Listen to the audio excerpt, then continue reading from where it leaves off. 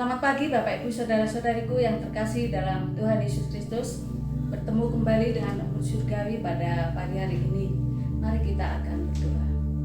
Bapa di surga, Allah yang baik, kami mengucap syukur kepadamu ya Tuhan.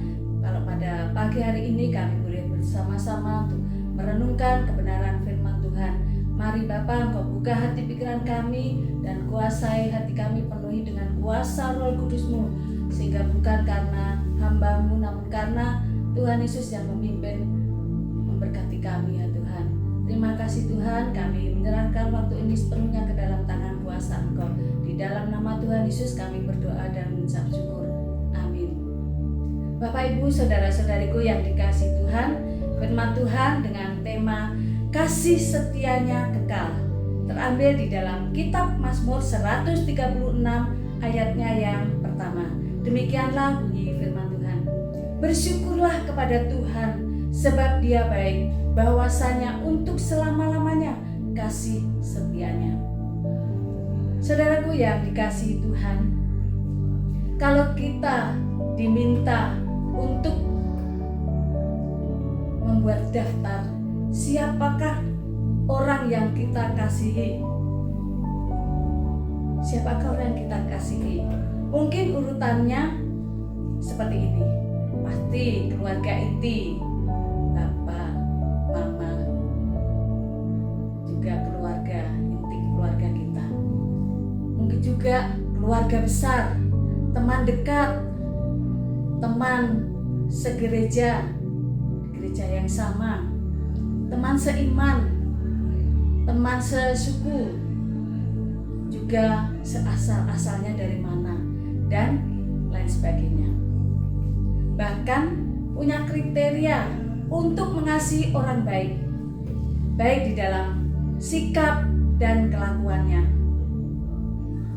dan tidak akan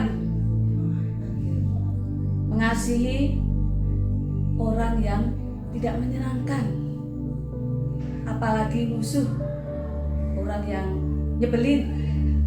Itu model kasih biasa dan wajar. Kasih seperti itu adalah kasih yang pada umumnya dilakukan oleh semua orang. Tuhan Yesus mengambil sikap berbeda dengan orang-orang dunia pada umumnya. Allah membenci yang jahat, tetapi mengasihi penjahat.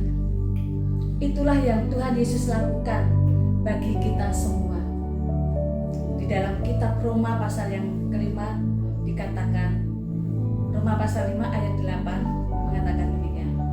Akan tetapi Allah menunjukkan kasih-Nya kepada kita oleh karena Kristus telah mati untuk kita ketika kita masih berdosa.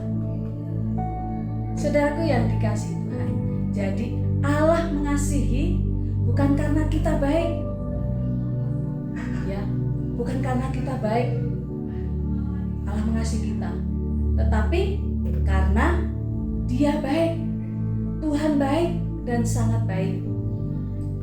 Semua manusia di bawah langit ini adalah ciptaannya.